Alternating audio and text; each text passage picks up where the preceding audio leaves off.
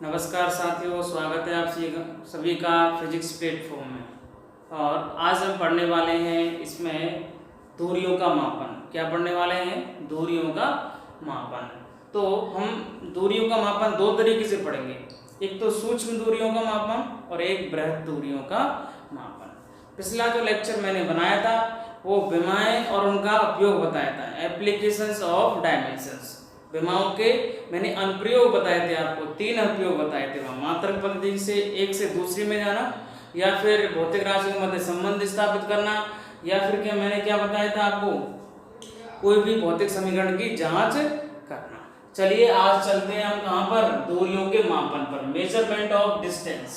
तो दूरियों का मापन दो तरीके से हमें करना है, एक तो सूक्ष्म दूरियों का मापन करना है और एक बृहद दूरियों का मापन करना है। सूक्ष्म दूरियों के अंदर क्या आता है, जैसे छोटे छोटे अणु, परमाणु या नाभिक का जो डिस्टेंस होता है वो बहुत छोटा होता है, उसको उसकी दूरी मापना, एक तरह से हम बोले तो उसकी व्यास मापना या उसकी त्रिज्या को मेजर करना, क्योंकि अणु और परमाणु क्या होते हैं, बहुत ही छोटे छोटे पार्टिकल होते हैं। तो उनका हमें क्या करना है, मेजरमेंट करना है। फिर करना है बृहद दूरियों का मापन। बृहद दूरियों का मापन का मतलब है जैसे पृथ्वी से सूर्य की दूरी या फिर किसी ग्रह की दूरियों को हमें क्या करना है, मेजर करना है। तो उसकी बहुत सारी अलग अलग विधि हैं। सूक्ष्म दूरियों की मापने की भी बहुत सारी विधि हैं और बृहद दूरियों की मापने की विधि है। पर आज मैं जो आपसे डिस्कस करने वाला हूँ वो करने वाला हूँ सूक्ष्म दूरियों का मापन कैसे किया जाए। दैट मीन्स जो छोटे छोटे अणु या परमाणु जो नाभिक वगैरह होते हैं उनका हम साइज या आकार कैसे मापें। तो सबसे पहले तो हमें ये पता होना चाहिए जो कोई भी अणु या परमाणु या नाभिक होता है उसका आकार कितना होता है, तभी तो हम माप पाएंगे उसको। तो जो इसकी रेंज बताई जाती है, परमाणु या नाभिक जो अणु परमाणु होते हैं उसकी जो रेंज मोस्टली होती है वो 10⁻⁻⁶ मीटर से 10⁻⁻10 मीटर तक होती है। इस दूरी को क्या करना है, हमें मेजर करना है। तो नाभिक का जो आकार है वो लगभग कितना होता है, 10⁻⁻10 मीटर, 1 एंगस्ट्रॉम होता है। आई बात समझ में? और उसकी त्रिज्या कितनी होती है, 1 फर्मी। क्या होती है, 1 फर्मी का मतलब 10⁻⁻15 मीटर, 10⁻⁻15 मीटर। तो इस प्रकार की रेंज जो है ये क्या है, किसी भी नाभिक की है। तो उस नाभिक का जो आकार है वो लगभग इस रेंज में होता है। तो उसको मेजर कैसे किया जाए, तो इसके लिए हम बात करें तो बहुत सारे मेथड हैं। तो इस रेंज पर पहुंचने के लिए हम जैसे सबसे पहले यूज किया वो है साधारण सूक्ष्मदर्शी। क्या है, साधारण सूक्ष्मदर्शी। इसके द्वारा हम अगर परमाणु या कोई भी अणु है उसकी रेंज ज्ञात करना चाहें, क्या करना चाहें, इसको हम बोलते हैं, क्या बोलते हैं इसको, ऑप्टिकल माइक्रोस्कोप। क्या बोलते हैं इसको, ऑप्टिकल माइक्रोस्कोप। तो इसके द्वारा जो कोई भी अणु है या एटम है तो उसकी जो साइज होगी वो 10⁻⁻⁶ से 10⁻⁻7 मीटर तक ही मेजर कर सकते हैं। क्या किया गया, कोई भी जो एटम था उसकी रेंज को किससे मापा गया, सबसे पहले साधारण सूक्ष्मदर्शी से, ऑप्टिकल या इसको बोलते हैं प्रकाशीय सूक्ष्मदर्शी। तो उसकी जो रेंज होती है वो लगभग 10⁻⁻6 से 10⁻⁻7 मीटर तक ही मेजर कर पाई। किसको, उस परमाणु के साइज को। जबकि हमें तो क्या करना है, बहुत छोटी जो दूरी है उसको मेजर करना है। तो वो कितनी है, लगभग 10⁻⁻10 मीटर से भी छोटी। कहने का मतलब है 10⁻⁸ मीटर से 10⁻⁻10 मीटर तक। फिर उसके बाद क्या है, यहाँ पर एक आती है एक्सरे। एक्सरे के भी द्वारा हम क्या कर सकते हैं, बहुत छोटी दूरियों को माप सकते हैं। तो लगभग इसके द्वारा जो हम दूरी को माप सकते हैं वो है 10⁻⁸ मीटर तक की दूरियों को ही क्या कर सकते हैं, माप सकते हैं। जबकि हमें तो बहुत छोटी दूरी, कहने का मतलब है 10⁻⁻10 मीटर तक हमें जाना है। क्या जाना है हमें, 10⁻⁻10 मीटर तक जाना है। तो उस प्रकार की दूरी को मापने के लिए और फिर आविष्कार हुआ, और भी अपने यंत्र हैं अपने पास। एक होता है इलेक्ट्रॉन, इलेक्ट्रॉन सूक्ष्मदर्शी, फिर क्या आई, इलेक्ट्रॉन सूक्ष्मदर्शी। तो इलेक्ट्रॉन सूक्ष्मदर्शी के द्वारा किस प्रकार क्या कर सकते हैं हम, 10⁻⁻⁹ मीटर तक की जो साइज है या आकार है उसको माप सकते हैं। तो सबसे पहले क्या आया, साधारण सूक्ष्मदर्शी, इसके द्वारा हम 10⁻⁻⁶ से 10⁻⁷ मीटर तक जो आकार है या साइज है उसको मेजर कर सकते हैं। फिर एक्सरे के द्वारा 10⁻⁸ मीटर तक, और इलेक्ट्रॉन सूक्ष्मदर्शी से 10⁻⁹ मीटर तक। ये डायरेक्ट मेथड है आपके, ये डायरेक्ट कोई इंस्ट्रूमेंट होते हैं उससे साइज मेजर हो जाती है। पर जब हम इससे छोटी साइज मेजर करना चाहते हैं तो ये सारे मेथड बेकार हो जाते हैं। फिर आता है अपना इनडायरेक्ट मेथड। कौन सा आता है, इनडायरेक्ट मेथड आते हैं। तो इनडायरेक्ट मेथड के द्वारा हम इससे भी छोटी जो दूरी है उसको मेजर कर सकते हैं, वो कहलाता है आपका सूक्ष्म दूरियों का मापन। और इस जो सूक्ष्म दूरी है बहुत सारी, जैसे 10⁻⁻10 है, -11, -12, इस प्रकार की जो दूरी है उनको मेजर करने के लिए हम क्या करेंगे, एक इनडायरेक्ट मेथड यूज करेंगे। और उसके लिए हम यूज करते हैं एक औलिक अम्ल। क्या होता है, एक औलिक अम्ल का यूज करके हम क्या करेंगे, उस अणु का व्यास ज्ञात करेंगे। व्यास का मतलब उसकी साइज से ही है, व्यास का मतलब क्या होगा, उसकी साइज। तो उसके लिए हम क्या करेंगे, आपके सामने टॉपिक लिखा हुआ है, औलिक अम्ल के अणु का व्यास ज्ञात करना। तो इसमें क्या करते हैं हम, सबसे पहले हम क्या लेते हैं, एक औलिक अम्ल लेते हैं, एक एसिड होता है। आप बोलोगे सर ये औलिक अम्ल क्यों लिया जाता है, तो औलिक अम्ल में क्या क्वालिटी होती है, तो उसके द्वारा वो परत बना लेता है। क्या बना लेता है, ये परत। तो हम क्या करेंगे, इस औलिक अम्ल को अल्कोहल के साथ मिलाएंगे।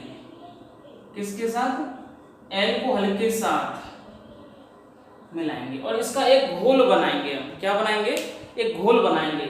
तो हमने क्या किया, औलिक अम्ल लिया और उसको अल्कोहल के साथ हमने क्या किया, घोल बना दिया। और हमने कितना लिया, ये जो अल्कोहल लिया है वो 20 सेंटीमीटर क्यूब आयतन में लिया है।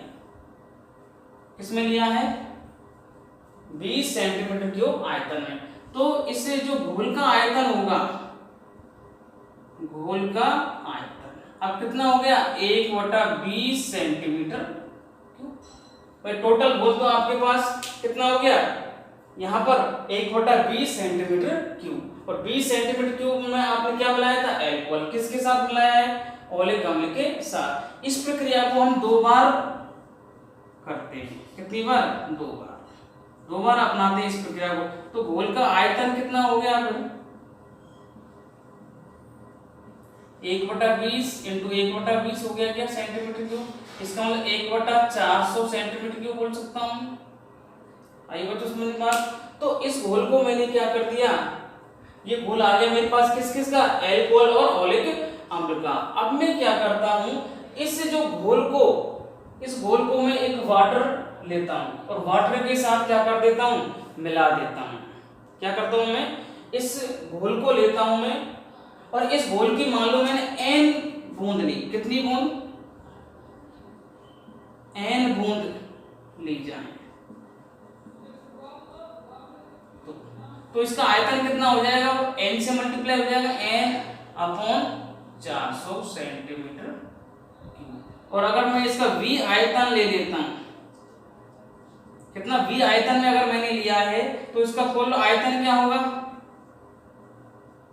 अगर मैंने किसी पात्र में रखा है तो उस आयतन की अगर मैं बात करूं तो इसका आयतन क्या होगा, n इंटू v से मल्टीप्लाई हो जाएगा उसका आयतन अपॉन 400 सेंटीमीटर। तो ये आयतन क्या हो गया आपका, एक तरह से औलिक अम्ल और अल्कोहल का। अब मैंने क्या किया, इसकी जो बूंद बनी थी उस बूंद को मैंने वाटर के ऊपर डालना स्टार्ट किया। इस बूंद को मैंने कहाँ मिला दिया, एक जग पानी के घोल में डाल दिया इनको। जैसे मैं पानी के घोल में इनको डालूंगा तो होगा क्या, धीरे धीरे इसमें से ये जो घोल है किसमें मिल जाएगा, पानी के अंदर। तो धीरे धीरे क्या होगा, अल्कोहल का तो क्या हो जाएगा, इस पर वाष्पीकरण हो जाएगा। अल्कोहल क्या होता है, इस पानी से भाप बन के क्या हो जाएगा, उड़ जाएगा इस घोल के अंदर से। तो केवल क्या रह जाएगी, आपके ओलिक एसिड की बूंद रह जाएगी। यहाँ पर क्या रह जाएंगी, ओलिक एसिड की बूंद या फिर ओलिक एसिड की क्या रह जाएगी, केवल परत। आपने क्या किया था, ओलिक अम्ल और अल्कोहल के घोल को डाला था पानी के अंदर, तो उसने क्या बनाई, एक परत बनाई थी, और उस परत से कुछ समय बाद अल्कोहल का क्या हो जाएगा, वाष्पीकरण हो जाएगा। तो अल्कोहल का जब वाष्पीकरण हो जाएगा तो उसके बाद केवल ओलिक अम्ल है उसकी परत बचेगी। क्या बचेगी, ओलिक अम्ल की परत, जो मैंने आपको यहाँ पर दर्शा रखी है, ओलिक मॉलिक्यूल्स। तो ये क्या है, ओलिक मॉलिक्यूल्स है। अब इसका मेरे को क्या करना है, साइज पता करना है। तो इस में इसकी मोटाई मान लेता हूँ क्या, या इसकी मोटाई मैंने क्या मान ली, मान लो ये इसकी मोटाई टी मोटाई, ये कहां तक फैले हुए हैं, टी मोटाई तक यहाँ से, तो इसकी मोटाई टी हो गई। और मैं इनकी जो साइज है, इसकी क्या है, एक साइज, तो इस साइज का क्षेत्रफल क्या मान रहा हूं, ए। तो इस एरिया का एक कहने का मतलब है, अगर मैं मानूं ये जो परत बिछी हुई है किसकी, ओलिक एसिड की है, तो इस परत का मैं आयतन आपसे पूछूं, परत का आयतन, तो आयतन क्या होता है, क्षेत्रफल इनटू ऊंचाई। आयतन क्या होता है, क्षेत्रफल इनटू ऊंचाई। तो ऊंचाई यहाँ पर किसका काम कर रही है, एक तरह से मोटाई का, किसका काम कर रही है, मोटाई का। तो यहाँ से परत का आयतन क्या होगा बताओ, क्षेत्रफल क्या है आपके पास, ए है, और ऊंचाई क्या है इसमें, एक तरह से मोटाई, कितनी मोटाई की है ये, टी मोटाई। ये परत कितनी मोटाई की हो गई, टी मोटाई। तो ये आयतन हो गया, और ये आयतन मेरे पास किससे प्राप्त हुआ है, इस प्रकार के आयतन से। तो मैं बोल सकता हूं कि आयतन आयतन को आप बराबर कर दो, तो आयतन क्या हो गया, a इंटू टी आयतन बराबर किसके, इस वाले आयतन के, घोल के आयतन के, कितना है, एन बी अपॉन में कितना, 400। मेरे को क्या प्राप्त करना है, इसकी मोटाई। क्यों, मोटाई के प्राप्त करने से मैं इसका डायमीटर ज्ञात कर सकता हूं। मोटाई का मतलब है इसका व्यास। ये मोटाई कितनी है आपकी, इतनी मोटाई, भाई इस परत की मोटाई इतनी है, और यहाँ पर ये बहुत सारे क्या बने हुए हैं, घोल बने हुए हैं। यहाँ पर ये इस प्रकार से बहुत सारी बूंदे हैं इसकी, तो बूंद की साइज आ जाएगी आपके पास।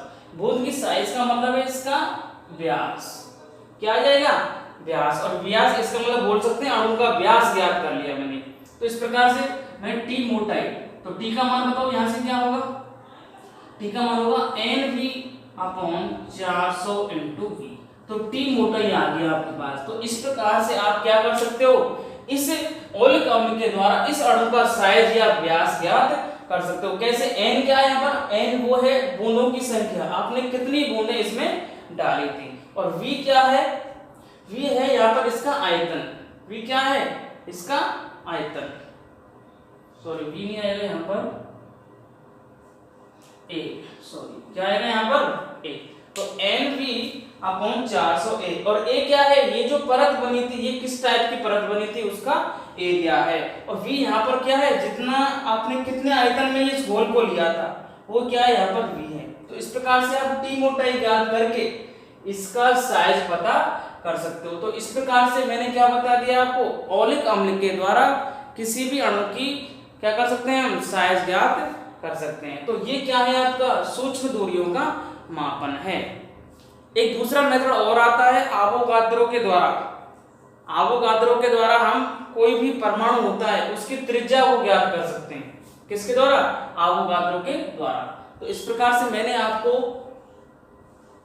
दूरियों का मापन बता दिया है। कौन सा, सूक्ष्म दूरियों का मापन। अगले वीडियो में मैं आपको बताऊंगा बृहद दूरियों का मापन। तो एक बार इसको देखो, अच्छा लगे लाइक एंड शेयर करो। Thank you.